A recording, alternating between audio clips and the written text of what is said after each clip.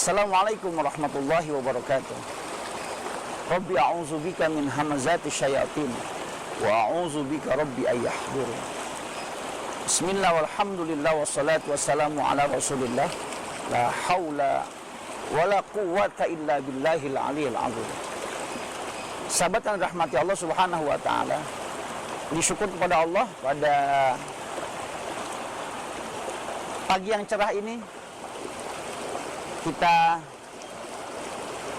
sama-sama mentadaburi alam semesta ciptaan Allah subhanahu wa ta'ala.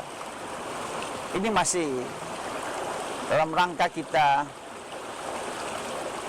mencoba untuk menggali tentang lapisan hati manusia, karena Allah subhanahu wa ta'ala menggunakan ciptaannya alam semesta ini juga sebagai pelajaran-pelajaran penting bagi kita untuk dijadikan sebagai ibrah, ya, sebagai bahan tafakur, bahan tadabbur. Kita lihat betapa batu-batu yang begitu besar, begitu banyak, yang di sana ada air yang mengalir rupanya. Ini pun Allah jadikan sebagai banyak pelajaran. Sungai Allah ulang-ulang dalam Al-Quran berkali-kali, berpuluh kali, ketika Allah mengumpamakan indahnya surga itu, selalu Allah katakan tajri min tahtihal anhar, mengalir di bawahnya surga itu adalah sungai-sungai. Ya, inilah sungai-sungai. Betapa sejuk, betapa indah, betapa tenang hati kita ketika kita mendengar suara air, ya, batu-batu yang begitu indah, ya.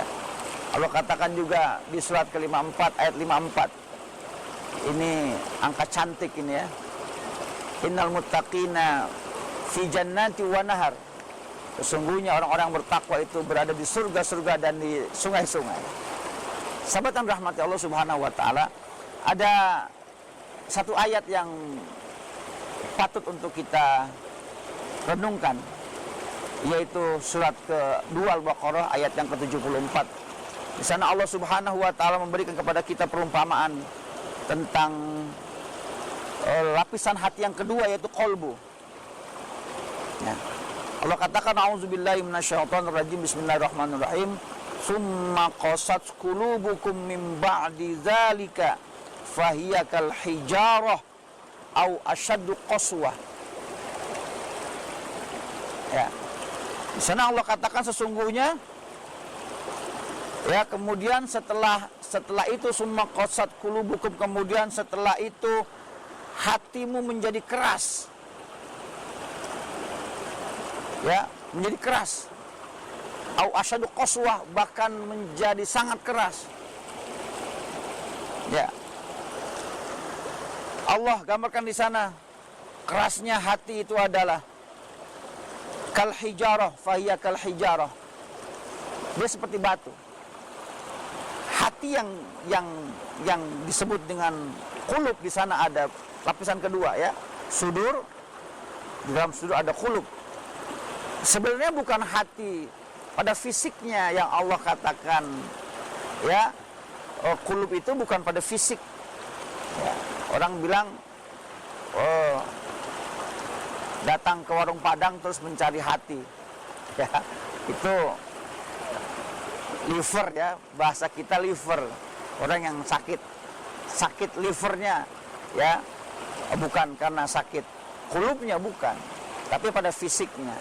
Atau ada yang mengatakan, ya, fisiknya itu jantung, karena jantung adalah yang merespon pertama kali setiap perbuatan kita, suka tidak suka, ya, baik tidak baik, jantung kita akan merespon.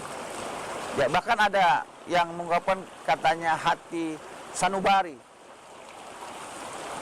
Apa itu sanubari? Sanubari itu sesungguhnya adalah nama buah, ya. Ada buah yang bernama buah sonbur. Buah sonbur. Buah sonbur itu ketika kita lihat dia ada 3 buah itu bentuknya seperti hati. Ya, jadi yang orang ambil love itu adalah lihat dari buah. Itu buah sonbur. Kalau dia dilepas-lepas dari 3, ya tidak seperti bentuk itu. Ya, buah sonbur. Tapi hati di sini, qulub ini adalah sesuatu yang abstrak. Tetapi Allah kemudian katakan, hati orang-orang yang mengingkari ayat-ayat Allah Subhanahu wa ta'ala, dia menjadi keras. Ya, menjadi keras hatinya.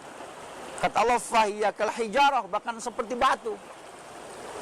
Keras seperti batu. Batu ini keras sekali. Rupanya hati kita yang abstrak ini akan menjadi lebih keras daripada batu. Ya. Sahabat yang rahmati Allah Subhanahu wa ta'ala, ketika si kolbu kita sudah menjadi keras seperti batu, maka kolbu kita tidak akan lagi bisa menerima nasihat-nasihat yang baik.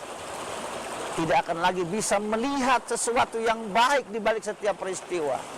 Dan tidak bisa lagi merasakan ada kebaikan-kebaikan pada setiap kejadian yang dia rasakan. Yang dilihat hanyalah keburukan-keburukan saja. Ya, mampu melihat keburukan dari jarak jauh.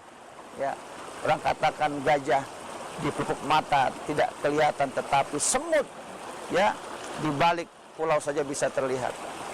Inilah contoh orang yang kolbunya, hatinya ya sakit, ya sakitnya karena dia keras, kata Allah. Kerasnya seperti batu. Sahabat yang rahmati Allah Subhanahu wa ta'ala, dan pada ayat tersebut juga Allah sampaikan di balik celah-celah batu ini ada mata air, atau yang membelah batu ini ada air, sehingga dia menjadi sungai yang mengalir. Sungai yang mengalir. Dan Allah katakan mengalirnya sungai ini, ya air ini mereka mengalir kemana? Ke arah ya dia akan mengalir. Itu semua karena mereka takut kepada Allah Subhanahu wa ta'ala. Ya, jadi yang tidak takut kepada Allah, yang berani melanggar aturan Allah, Allah katakan seperti batu kerasnya. Tetapi mereka yang takut kepada Allah Subhanahu wa ta'ala seperti air yang mengalir, Betapa sejuk, betapa lembut air itu. Dia tidak pernah melawan arah, tidak pernah melawan arus air itu. Dia akan terus mencari tempat yang lebih rendah, yang lebih rendah. Baik air yang seperti ini maupun ada air terjun. Dia jatuh, kata Allah, jatuh karena dia takut kepada Allah Subhanahu wa ta'ala. Sahabat yang rahmati Allah Subhanahu wa ta'ala, ya, dalam diri kita 80% ini air. Maka seharusnya kita ini jauh lebih takut kepada Allah Subhanahu wa ta'ala. Dan ketakutan kita itu bukan karena kita takut ya seperti kita kepada hewan buas, tapi takutnya kita itu karena kita takut kalau kita tidak mensyukuri ayat-ayat Allah Subhanahu wa ta'ala. Kalau kita takut, kalau kita tidak bisa memanfaatkan apa yang Allah berikan kepada kita ini sesuai dengan yang Allah inginkan. Sahabat yang rahmati Allah Subhanahu wa ta'ala, mudah-mudahan perumpamaan ini dapat kita ambil ibrah, kita ambil pelajaran, dan mudah-mudahan setiap kali kita melihat keindahan alam semesta, yang kita ingat hanyalah Allah. Allah dan Allah. Wallahu a'lam bishawab. Assalamualaikum warahmatullahi wabarakatuh.